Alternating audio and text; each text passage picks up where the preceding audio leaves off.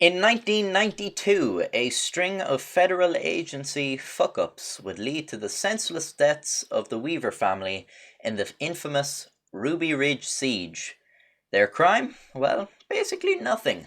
So how does something like that happen? Buckle up, because we're in for one hell of a story.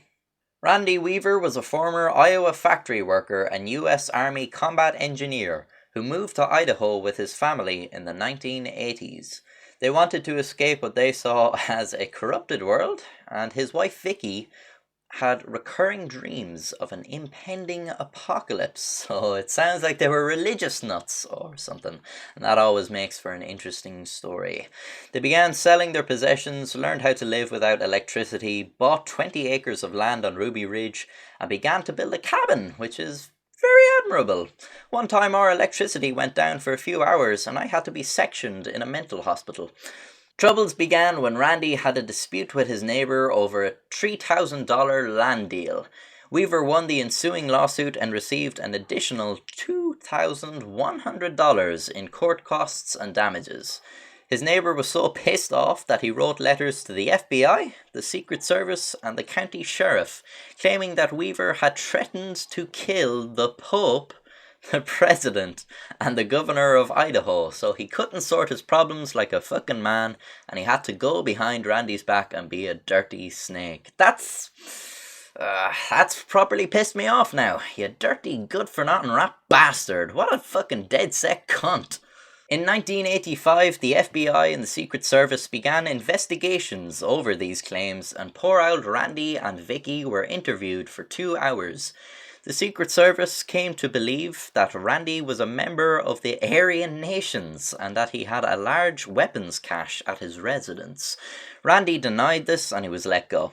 It was noted that Randy associated with Frank Cumnick, who was known to associate with members of the Aryan Nations. So that's the basis of this. He knew a guy who knew a guy. Some very compelling evidence, all right. By this point, the Weavers were well aware of a conspiracy against them.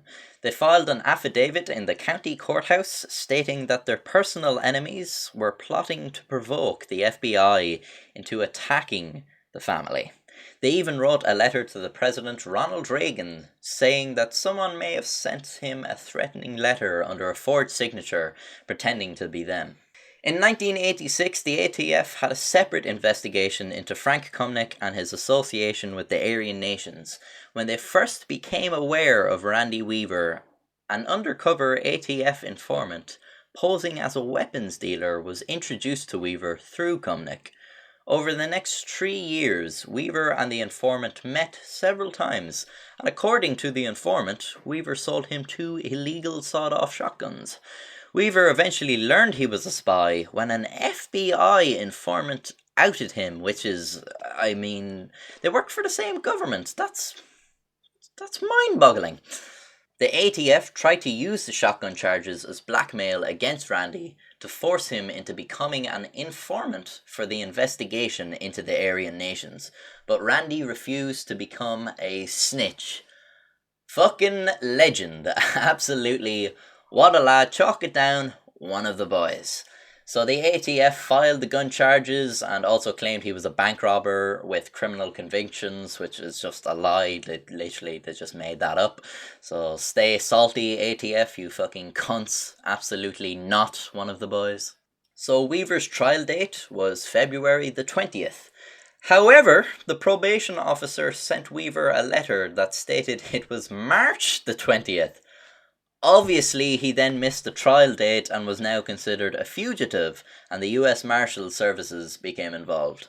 Randy was aware of this, but instead of fleeing, he stayed in his home at Ruby Ridge and threatened to resist any attempt to take him by force.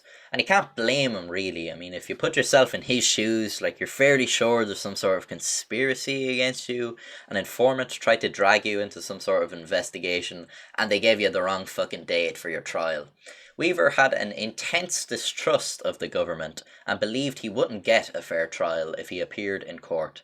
His magistrate erroneously told him that if he lost the trial, the government would take away his children and his land, leaving his wife homeless. So what could he do?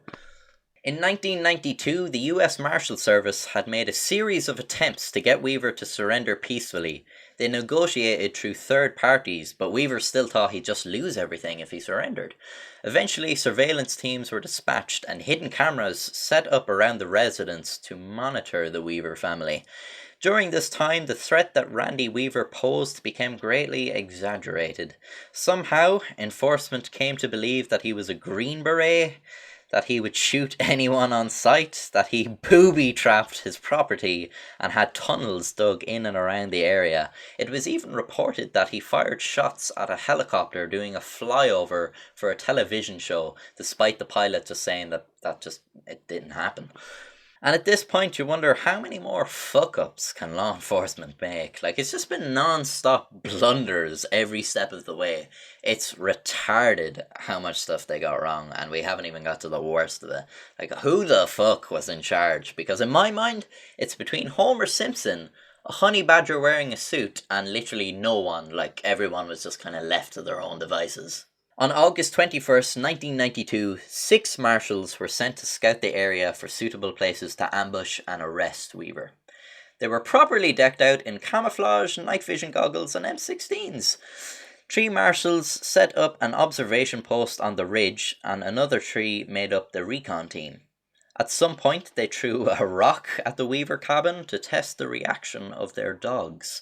This provoked the dogs, obviously, and 2 figures emerged from the cabin. Kevin Harris, a friend of Weaver's, and Sammy Weaver, Weaver's 14-year-old son. They followed one of the dogs in hopes of being led to a game animal, as the cabin had run out of meat. The 3 marshals retreated, but the dog would eventually find them. The dog ran up to the marshals playfully, whereupon one of them shot and killed the dog. Sammy Weaver then yelled, "You shot my dog, you son of a bitch," which is as good a war cry as any, and fired at the marshals. One of the marshals came out of the woods firing his M16 and hit Sammy in the arm. Kevin Harris then shot this marshal in the chest and killed him. Another marshal opened fire, causing Harris to duck for cover and Sammy to retreat. The marshal then fired again, hitting Sammy in the back and knocking him to the ground. Harris managed to force the marshal to take cover and then checked on Sammy and found him dead. He then ran back to the Weaver cabin. After the incident, Randy, Vicki, and Harris retrieved Sammy's body and placed it in a guest cabin near the main cabin.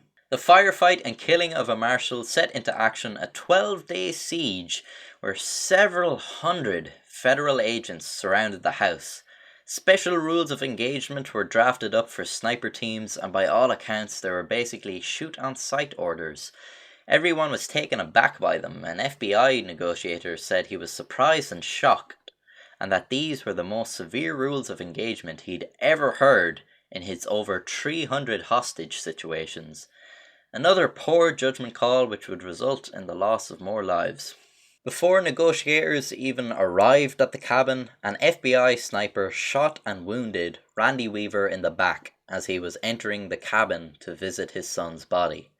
Randy, his 16-year-old daughter Sarah, Vicki, and Kevin Harris all ran back towards the house, where the same sniper fired another shot, which wounded Harris in the chest and killed Vicki. She was holding the Weaver's 10-month-old baby. Harris was so badly injured, he urged Randy to put him out of his misery. Facing an impending tactical assault, Weaver decided to surrender. Harris was removed in a stretcher and both men were arrested. Weaver's daughters were released to the custody of relatives. Both Weaver and Harris would be charged with a variety of charges, but it was very clear most of the wrongdoing lay with the government agents. Kevin Harris was acquitted of all charge and would later be awarded a $380,000 settlement in a civil suit for damages. Randy Weaver was acquitted of all charges except the missing his original court date. He was fined $10,000 and spent 21 months in prison.